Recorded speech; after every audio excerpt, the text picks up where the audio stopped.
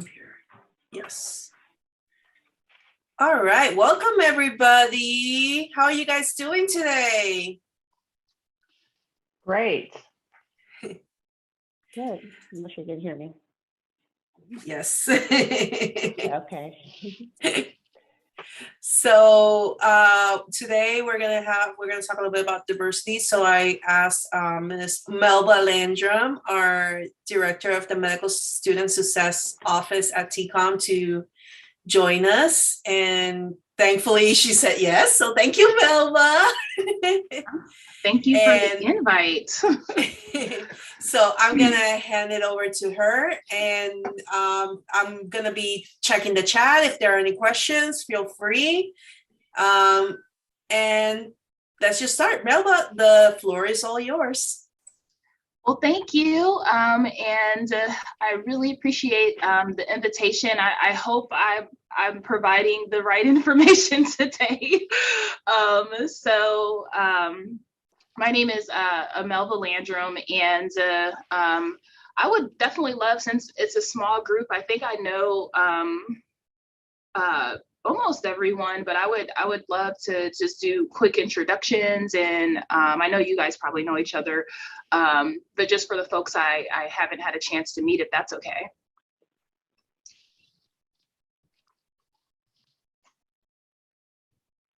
You know me, I'm always ready to talk.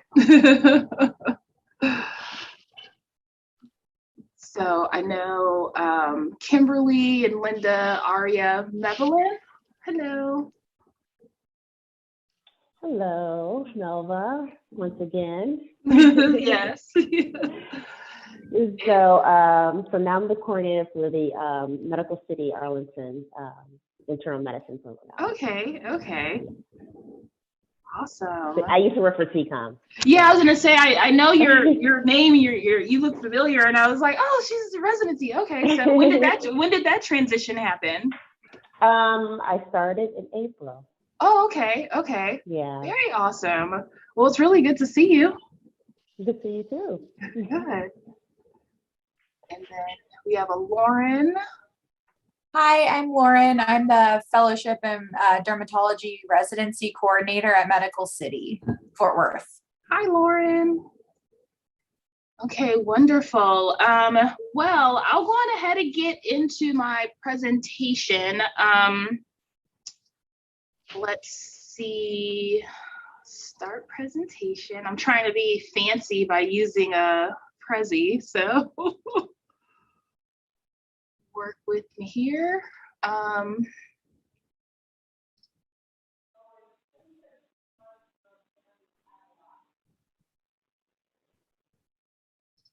Okay, does it show, I'm not sure which screen it shows. Does it show the presentation? Yes, you're Okay. building an inclusive residency environment. Yes, wonderful. So as mentioned, my name is Melva Landrum, and I currently serve as the director for the TCOM Office of Medical Student Success. But I don't know if it's official or unofficial, but for about 7 years, I've also been a facilitator for diversity, equity, and inclusion topics here at the Health Science Center, really since I've joined. So I definitely enjoy having these conversations, facilitating discussions, but also hopefully providing some additional insight to implement some best practices regarding practicing diversity, what that looks like, and then also hopefully giving some tools to really be that change agent, because it can be difficult sometimes. So for today's presentation, I just wanted to really kind of quickly go over diversity, equity, and inclusion. And obviously, we're not going to spend a lot of time on that, but I think the term gets used interchangeably. So I just always like to really break down kind of all three and kind of what that looks like.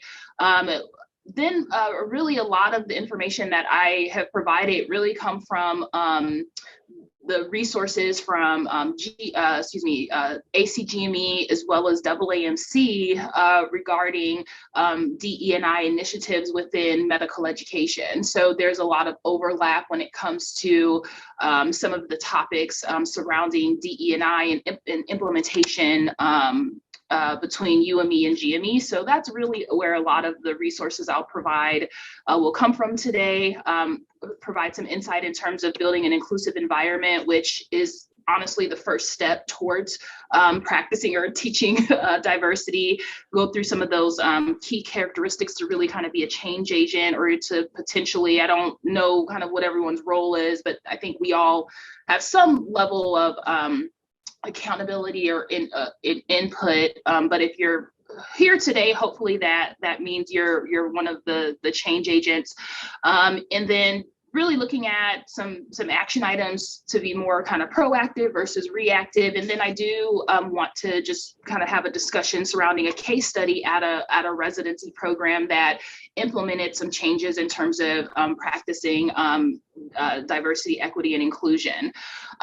So really, when we talk about diversity, equity, and inclusion, as mentioned, a lot of times I think these terms are used, once again, interchangeably, but there really kind of has been this evolution of diversity where it started with diversity, then there was kind of this inclusion piece, and then equity was added on a little later, although it's DE&I, DIE wasn't a really good acronym. So, but the inclusion, the equity piece is really kind of what we're starting to see more most recently with some of the social justice issues that have arisen. So when we talk about diversity, it really just kind of embodies the inclusiveness, the mutual respect, having multiple perspectives. It's kind of the compositional diversity in terms of representation.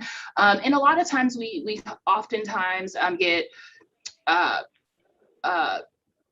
hung up on the kind of like just primarily race or ethnicity. But when we're talking about diversity, it's really a wide range in terms of socioeconomic status, gender identity, gender expression, sexual orientation, religion, disability, age, nationality, language. There's so many things that really encompass the diversity piece. So it's important to kind of understand when we're talking about diversity, it really goes beyond that race and ethnicity and gender as well. The inclusion piece, and I kind of skipped, I used equity, kind of talk about that last, just because I feel that is the piece that kind of wraps up DE&I, if you will. But inclusion is really the kind of the element of individuals feeling a part, like a sense of feeling a part of an environment, feeling welcome, feeling as they're being heard, if you will.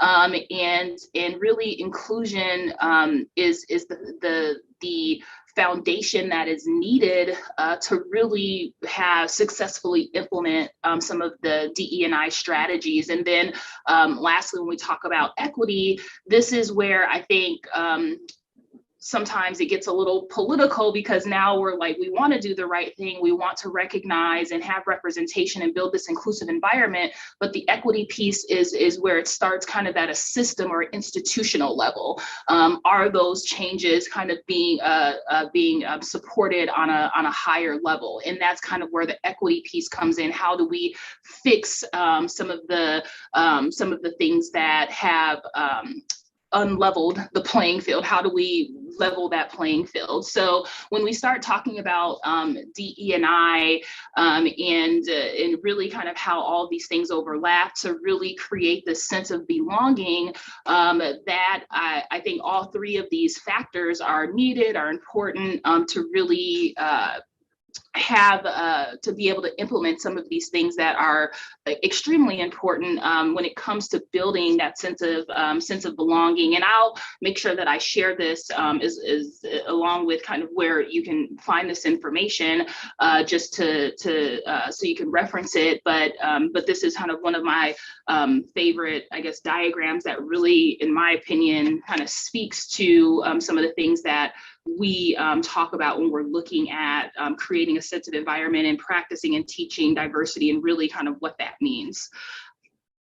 So I know there's kind of a lot going on here, but this is one of the resources that I came across. And this is once again provided by AAMC, where they kind of have their, in my opinion, really far along when it comes to some of the resources they provide to us in medical education regarding implementing diversity, equity, and inclusion. And this framework really kind of breaks down like the 3 different levels of the kind of culture and inclusion, is specific to academic medicine.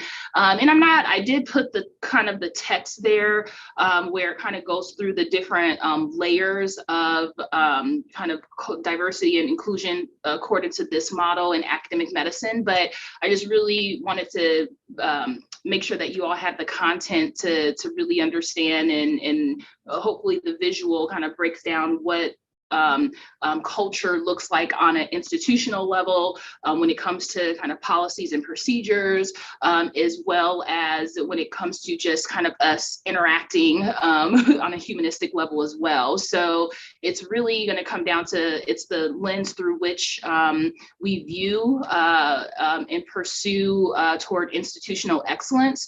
And this is according to the 3.0 framework, but it helps to capture, represent, and respond to the wide range of diversity of attitudes, abilities, talent, each level. And I'm not a big fan of diluting the specific objectives of diversity, equity, and inclusion, where it includes like everything. But I do think that it's important to take all of these things into consideration.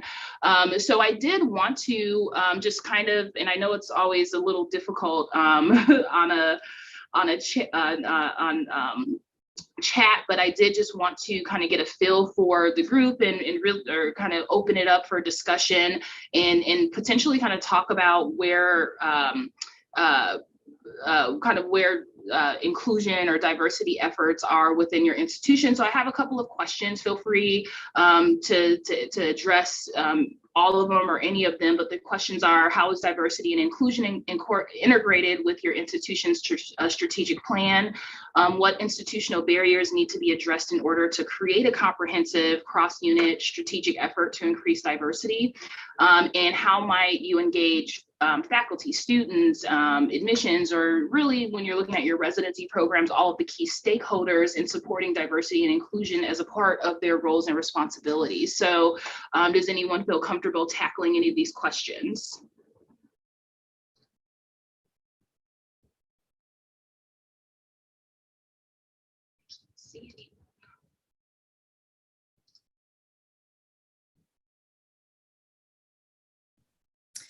Alva, I don't really know how to answer any of these, but I'm really looking forward to other people's input. So I need to learn about this actually. So thank you. These are awesome questions.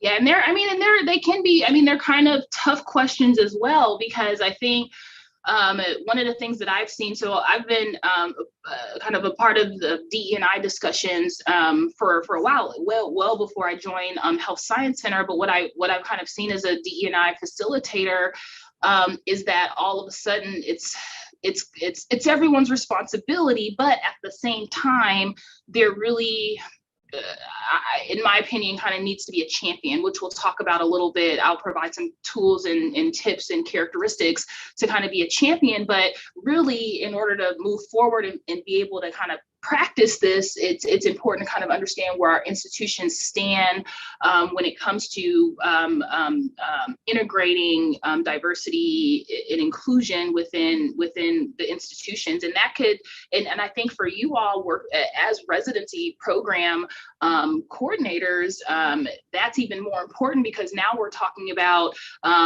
inclusion when it comes to patient care and outcomes and your patient population and kind of what all of that looks like. like. So Linda, thanks for kind of sharing, learning more about it, but definitely feel free if anyone else has any input or can offer any advice about kind of where your institution stands.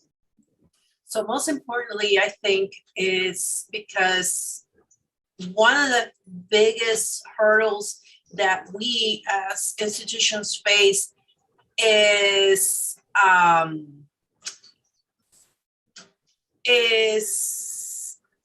can I say this? The C-suite. So how the C-suite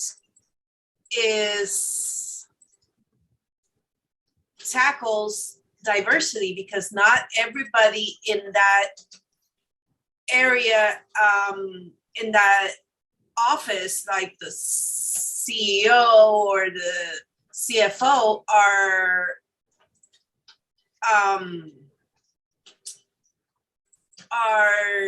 can I say this? Are open to face any changes. And Madeline, I'm trying to unmute you. I'm sorry, I don't know why it's not allowing me to. But yeah, sometimes the C-suite is not allowing, it does not allow for change. Right. Well, and I think, and one of the things that I do, I challenge, and sometimes I probably get the side eye, but I definitely challenge our leadership. Sometimes it's scary too, but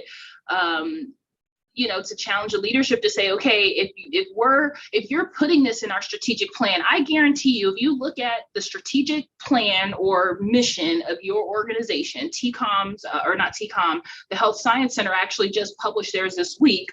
And, when you kind of look at the strategic plan or mission for your institution, I've noticed that most of them over the past 2 years have all of a sudden have these key words of diversity, equity, and inclusion. And it's like, yeah, you can write it and put it on paper, but if it's not being supported or the resources aren't being provided or individuals aren't in a space where they can grow and develop and really kind of be that champion, then it's just all talk, right?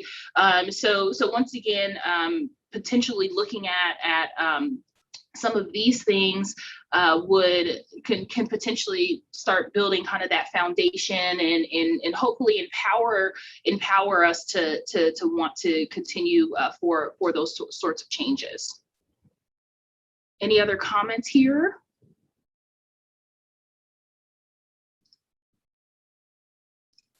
Let's see. So with this next kind of slide, once again, I'll provide kind of the resource where it kind of shows how this information, where this information comes from and kind of how it can be used. But one of the things that I kind of mentioned is when we're talking about diversity, equity, inclusion, it really starts with having an inclusive environment. And I think that's where a lot of us in organizations and even leadership, where we kind of start and it's like, okay, let's do programming, let's do events, let's, kind of change our recruiting efforts. But it really kind of has to start with like action, and there has to be kind of a plan and to sustain some of the things that start with climate and culture.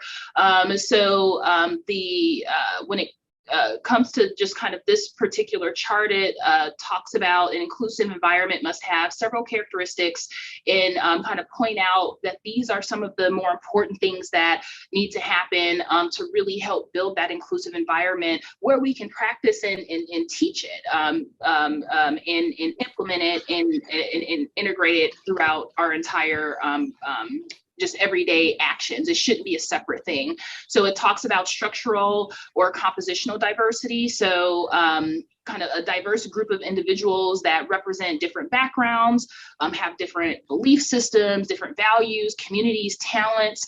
So it has to start there. There has to be some compositional diversity in order to build an inclusive environment. If everyone looks the same, has the same kind of mindset or background or thoughts or beliefs, then that really isn't representing different thoughts. It's not representing different perspectives that could really impact how we go about different things. So the actual representation of compositional diversity on all different levels is an important piece of building an inclusive environment.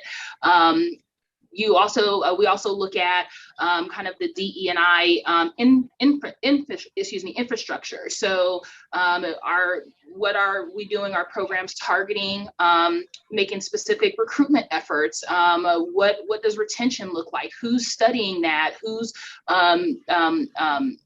identifying what those barriers are maybe for residents or for medical students that rotate with your programs. Faculty, what does the community outreach look like? What are their mentorship programs, pipeline? I mean, there's just so many other things that play a role that should be incorporated into integrating and practicing diversity at our institutions, and having an infrastructure where it's being supported is an important part, because I know one of the things that I've had conversations with some of our leadership is, okay, we want to increase diversity, but if the environment isn't inclusive, where individuals feel supported once they get here, then that really kind of goes, it's counterproductive, if you will, where folks get here, yeah, we have the representation, but if there's no infrastructure to support the groups or speak the language, if you will, then it really doesn't meet the needs that it needs to meet. Let's see. We also want to look at strategic planning for diversity and inclusion. And I know it's a little probably deeper than your typical diversity presentation, because I think it's important, especially for this core group of folks, to kind of understand that there has to be that foundation. So that's why I'm kind of talking about some of the strategic planning and the foundation that it's needed to kind of move forward. But it's important that our institutions, we have successful strategies to improve climate as well as culture.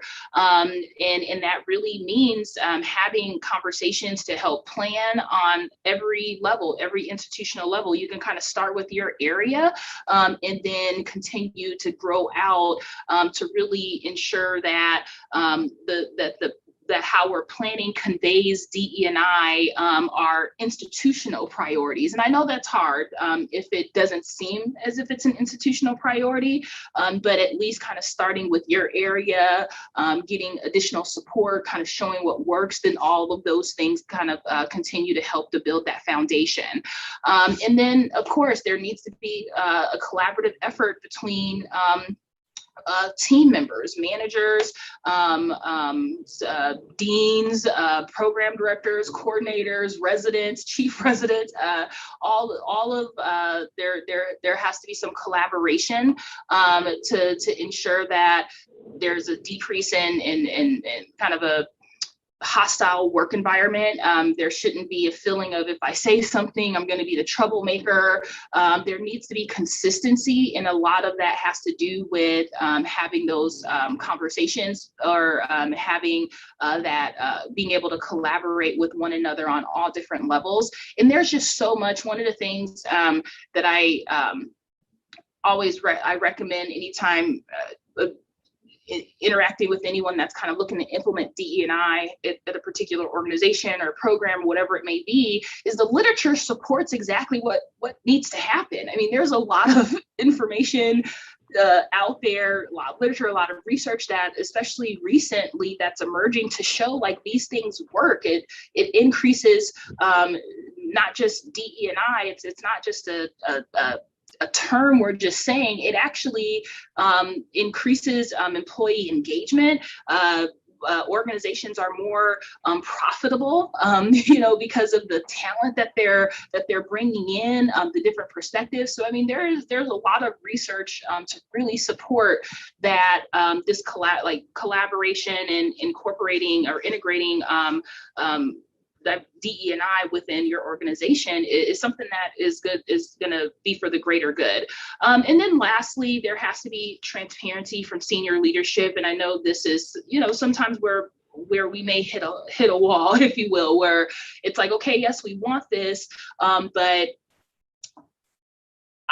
we may not have the resources, or it may not be as much of a priority right now. And I definitely understand that could potentially be the case, especially when we're looking at education and just funding and residency programs, and even in medical education. So it's important to kind of get an understanding from senior leadership to figure out, are they buying into it? Are they want to be a part of the change agent? One of the things I've discovered with leadership when I have these conversations with our deans, with our leadership on campus, is a lot of times it's like, we don't know where to start. It's a little overwhelming. Like, yes, we want to do the right thing, but we can't react to every little thing. And and one of the things that I recommend doing is taking a step back to say, okay, we don't have to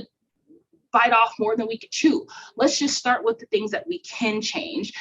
What are the areas that your immediate group, are there some levels of uncomfort?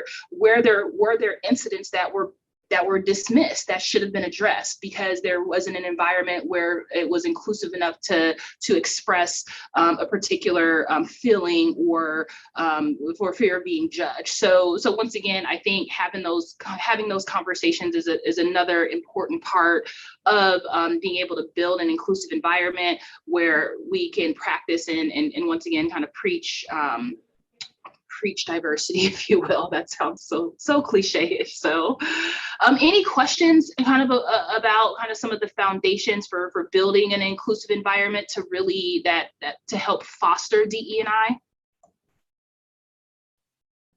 Hey, Melva, can you hear me? Yes. I don't really have a question, but I want to say, when you run a small program, like my family medicine program is small, you mentioned about, people being heard and not wanting to be the troublemaker. Like, that's not what they're pointed out as. It's so hard. It's such a challenge, and I try to be open and transparent and, want them to bring things to me. And they do. I'm super, I have a good relationship with my residents, but, and so does my program director. He's very open. But it's just so hard to turn around and take some of those things back to people. And, it's not just, well, the residents are bitching, or the residents are never happy, or, it's their generation. And I hate all of those comments. I mean, and there may be a little bit of truth to it in some instances, but they still need to be heard. And when we can't hear them, when we can't listen to them openly, then they hold everything in and they get bitter. And so, and being a resident is so much stress. And I know people don't think that, they think they have it easy, or they're being told everything to do, but they're not being told everything to do, and they're still trying to figure it out. And this may be their very first job ever. I'm encountering that every year, that there's more of them that have never had a job. They have just been, they've just been in school. And so it's so much, and we have to keep that in mind as we go on, I don't say go on, the different years you come in. And just in the past 2 or 3 years, if I had more than one resident who said, I've never signed up for health insurance. I don't know what this looks like. I've got to call my mom. And that's okay. We can't judge them for that. They're like 26, 28, maybe even 30 years old, but they've, and it's the culture that has changed. And so I just wanted to just put that out there, that, we have to be so careful and careful on the things we say, and, and generalizing people. Right. And generalizing a generation. Like, the millennials have just been generalized to death. Yes. So yes, no, and I thank you for providing, or kind of giving that insight, because it is hard, and I think sometimes it gets to the point where it's like walking on eggshells. You don't want to walk on eggshells, but it's like everything has to be politically correct. And I do a presentation called Politically Incorrect, or something like, where it kind of talks about, like, kind of, it doesn't make fun of it, but it really kind of gets down to, like, like, what's the intent? Like, what's the objective? Like, in terms of, we can look at intent and we can look at outcomes. Like, just because you have the best intent doesn't necessarily mean that the outcome is going to turn out the way you want it to, that maybe the outcome isn't going to be comfortable. You know, but I think that's part of the growth piece. And like you said, with residents, I know that they're super stressed, but kind of think about it in the context of, this is just something I practice in my own personal life. Anytime like I'm faced with a situation or issue, I always kind of think about, like, what would I tell like my son? How would I advise him to work through this? Or a student who may be in distress, like, and really try to take the type of advice that seems logical and apply it, which sometimes can be difficult when we're in the actual situation. So, I mean, all valid points.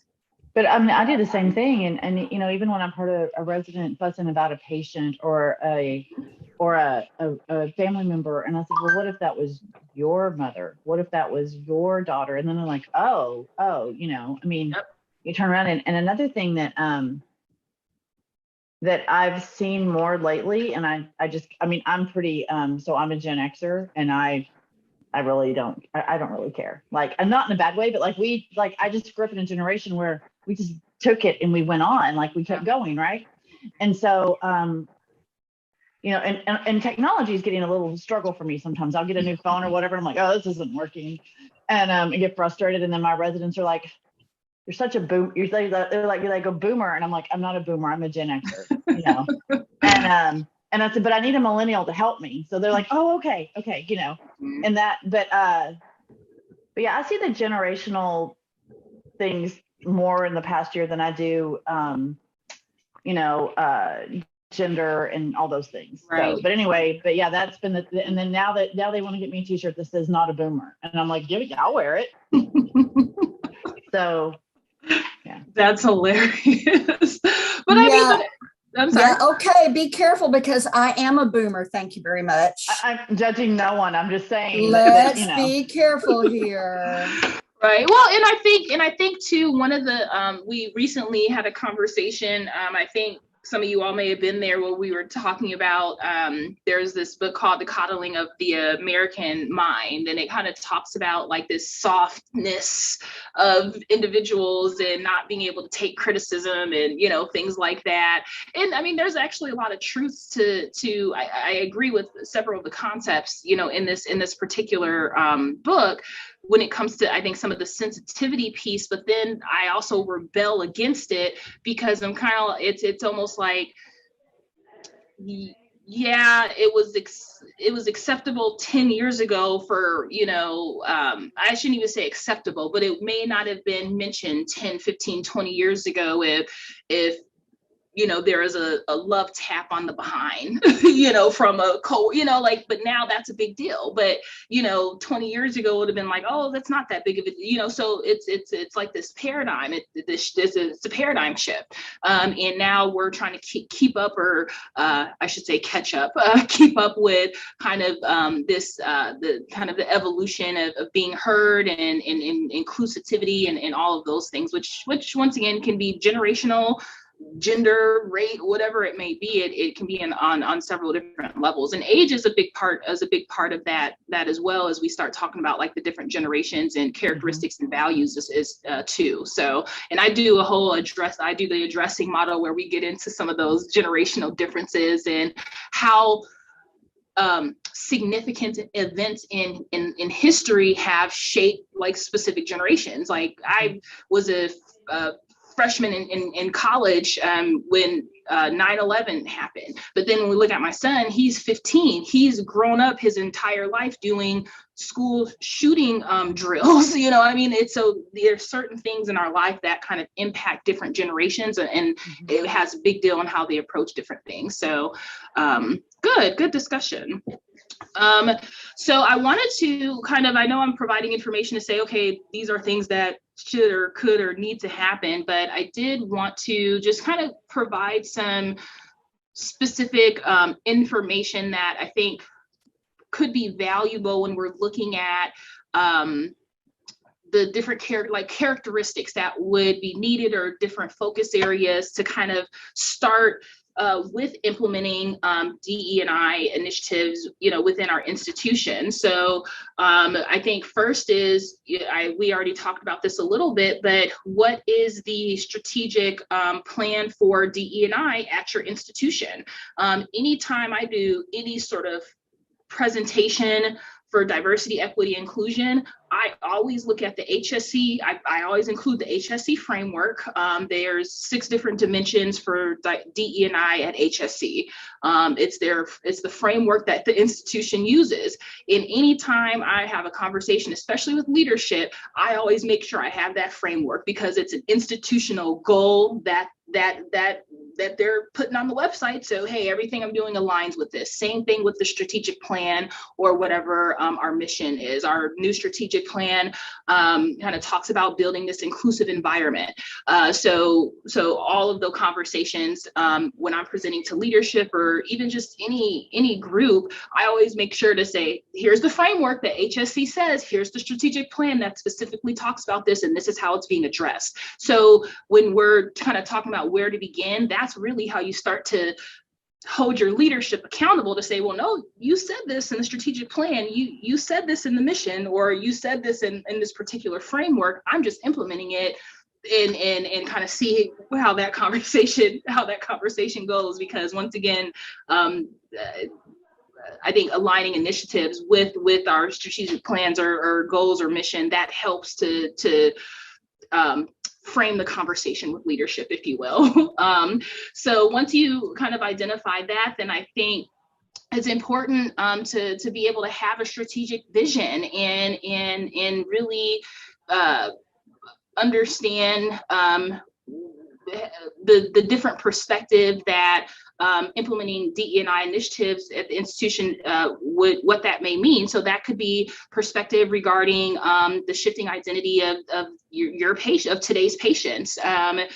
When we look at some of the ethnic and racial health disparities, I mean, that should prompt a conversation alone. And I know that you all are already having those conversations. Hopefully residents are, and I mean, that should be incorporated into hopefully their everyday interactions, but especially with a lot of the research showing how implicit bias actually impacts patient care. I mean, based on, specific biases we have. So all of that is coming out. So this will hopefully build a foundation to have those conversations. It's also important, and I think you all will be familiar, having perspective when it comes to like the standards of care. And I think some of that could be generational as well, as we're looking at what that would look like, kind of the evolution of patient care and patient safety, and kind of what all that means. And then being able to engage others is another important piece. And then we move on to change management and being a champion. And I think this is where it becomes a little bit difficult, because it's like, how much of this do I want to take on? How much of this do I want to lead? And that could be a very difficult conversation to have. But, in order to implement these sorts of things, you have to kind of have a change management mindset, really have the ability to manage change, and it's a journey, and that could mean building new systems. And I know it's like I already have a lot on my plate as program coordinators. I mean, you all do the work of probably 10 people's jobs, so it's kind of like, what do you mean build a system, have, change these things? But it really is just kind of everyday interactions. And I'll use some specific examples, and I have a case study that I want to go through to kind of show how they implemented some of those things as well. But then also looking at focus on change goals, and not to necessarily back down when there's resistance. I mean, there's going to be resistance. These are tough conversations. Once again, the paradigm is shifting, so there's going to be some pushback. But I think as long as there's consistency, as long as it's tied to the institutional mission statement or strategic plan, as long as you have the literature to back it up, then I think that there's a way to navigate through that resistance in a professional and productive way, without it being kind of a negative, having a negative impact of us versus them, if you will. So change management and having that mindset is a really important part of it as well.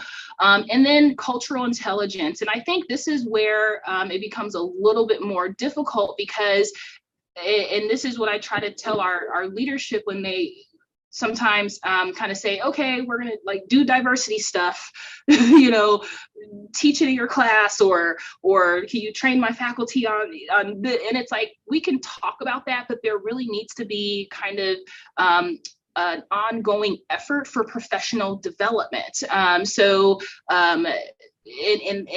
when it comes to cultural competency, when it comes to diversity, equity, and inclusion topics, you have to be able to navigate kind of this culture of diversity within the healthcare industry, and there's a lot of opportunities to do so. I know we go to our conferences, but how many times or how much are we actually engaging in the subsets of those conferences or professional development opportunities that focus specifically on this topic of DE&I issues? Like, are we getting the space to do that? Because I think where most individuals feel uncomfortable is like, well, I'm not familiar with the terminology. I don't know if I'm really the right person to try to lead that discussion or have that conversation. And it's like, you know, what needs to happen to help align that with your goals to be able to be that change agent? And once again, I do challenge leaders to say there needs to be a champion. There needs to be someone that you are providing resources and support to, where they're going and getting all the knowledge, and then they're teaching everyone else. So then there's a certain level of accountability, but it's overwhelming for one person to feel that they have to know, you know, all the different pronouns and different terminology for the LGBTQ community, or understanding, you know, Black versus African American. I mean, like, that's overwhelming for one person. So just, you know, making sure that there's someone who is consistently a champion, being exposed to that rhetoric on a regular basis, so they can bring it back and really kind of be that individual to kind of do the checks and balances, if you will. And then lastly, just effective communication, being able to have the conversation regarding diversity within academic medicine, and once again, just healthcare in general. I think it's very interesting that healthcare disparities and all of the research surrounding the impact of bias in patient care and patient safety. I mean, there's so much information out there. I think it's interesting that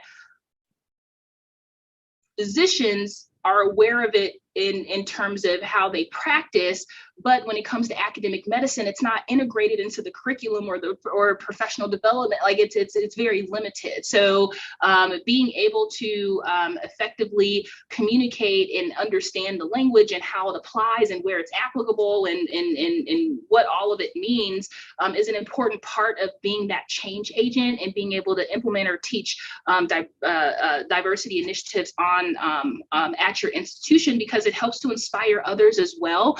And it also opens up that space where individuals are like, well, if this is a regular conversation or a regular topic that we're having, I feel more comfortable providing insider information or speaking out or instigating a conversation, even though it may be uncomfortable. So all of those things, I think, are important. So I'm going to kind of pause here to see if there are any questions, but I'm going to pull up another screen where I wanted to kind of go through this case study at a residency program that was featured in this document that I'm kind of referencing. So any questions about some of the topics we kind of talked about so far, or characteristics of where to begin? I can expand on any of it if need be. Let's see. Okay, here we go.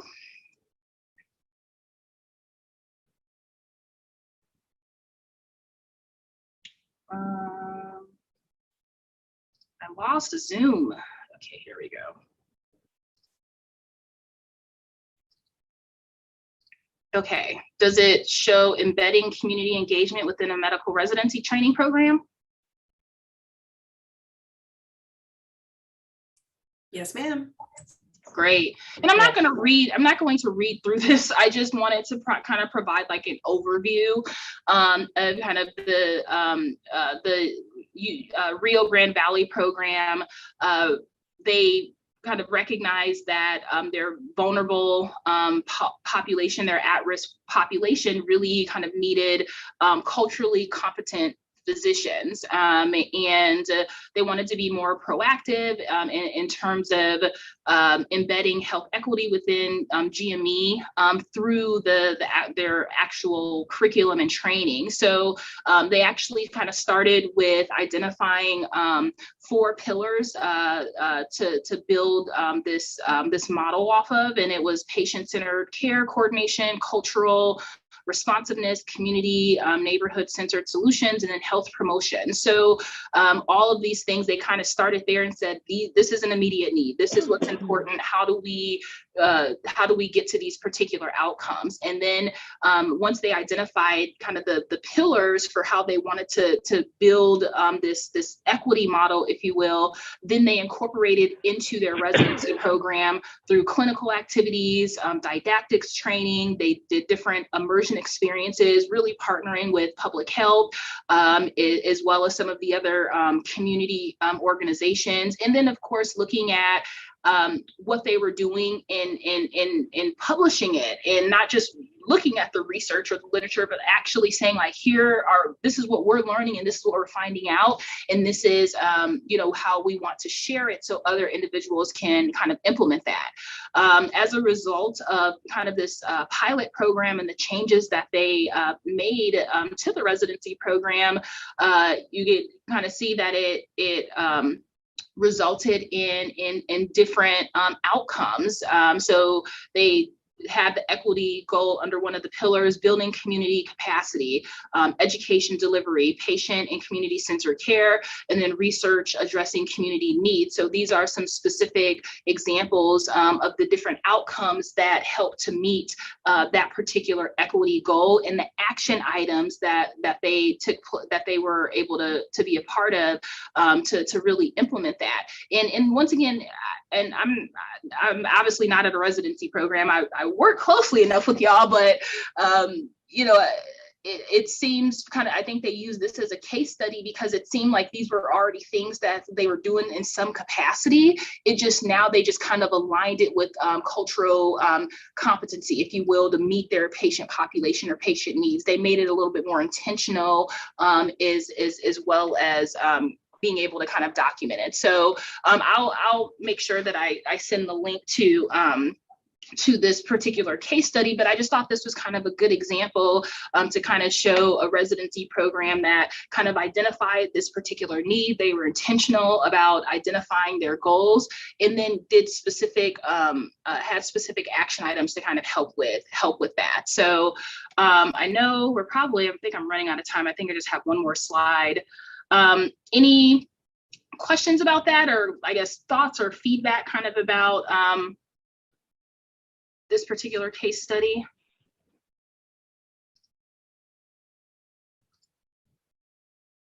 Okay, so I'm gonna get through this last slide here. I think this is the last one.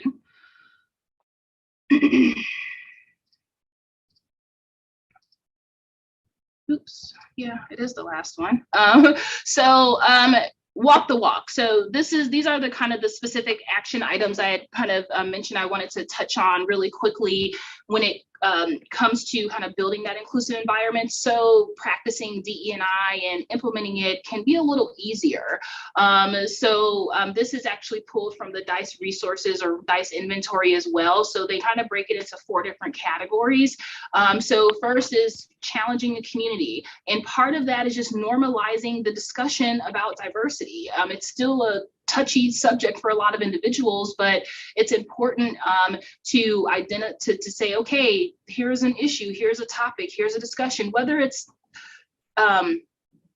a serious one or even a silly one, you know, or one that maybe isn't as serious. I think it's okay to normalize those discussions, and not necessarily feel uncomfortable having those conversations. And to go along with that, you know, don't avoid confronting issues. I think that's a big piece of it as well, where it's kind of like, oh, I will just do an apology and kind of sweep it under the rug and just make sure it doesn't happen again.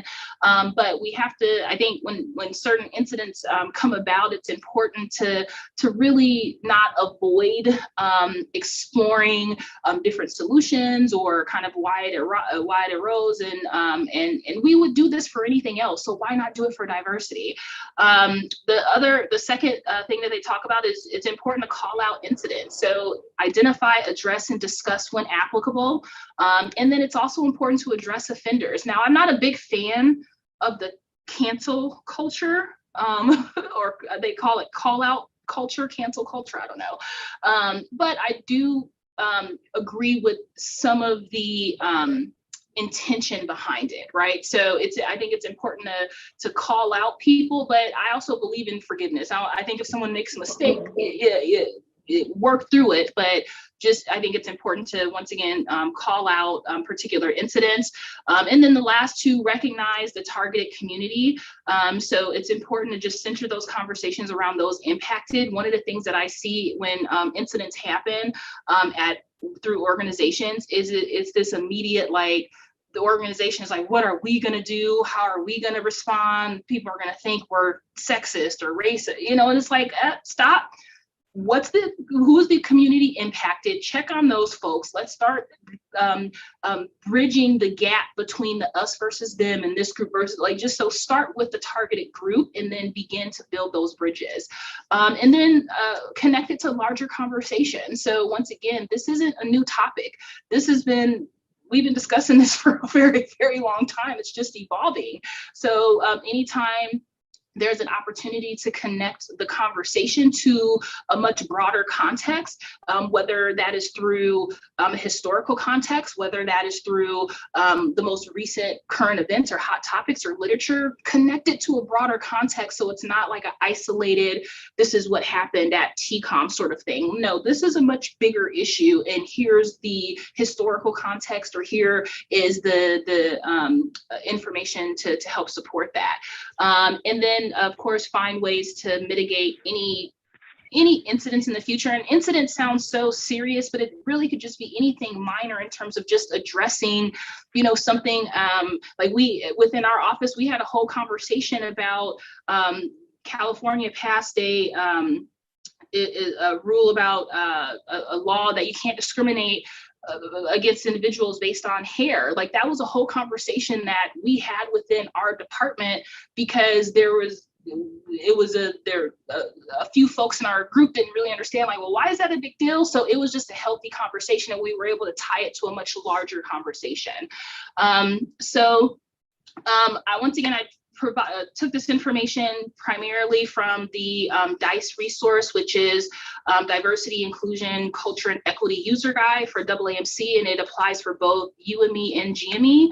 And then there's also a Diversity and Inclusion Toolkit that AAMC provided back in 2015, which I pulled a lot of the resources for as well. And it really just gives you a step-by-step breakdown in terms of implementing DE&I initiatives and really building that environment for for inclusivity. So that's my presentation. I know we're right at 11, so I wanted to have a little bit more discussion, but I know that's a little kind of difficult. But in the last minute, any questions or any additional information I can provide? Closing remarks.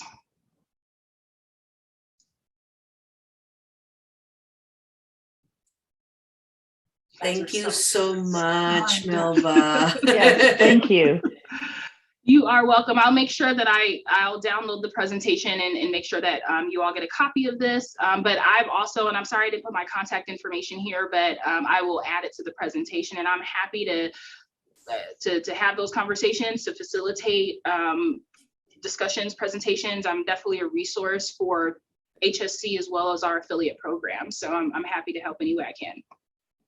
Awesome. Thank you so much, Melba. I mean, this was a really great presentation. We needed this, Good. honestly. Good. Great. Thank you. I'm glad it was information you all were seeking, because I was kind of like, I'm not sure where to start, but I'm glad it was helpful. So thank you. Okay. Thank you so much. Anybody has any comments before we log off? No, just thanks, Mel. It's very good. I enjoyed that. Thank you. Thank you. You're welcome. All right, so I recorded a presentation and I will post it later today. Next month, we will have the topic of gratitude, since it's close to Thanksgiving and all that stuff, and we won't have any sessions in December. So after that, we'll see you in 2022. So thanks everybody for joining in. Bye. Thank Bye. you.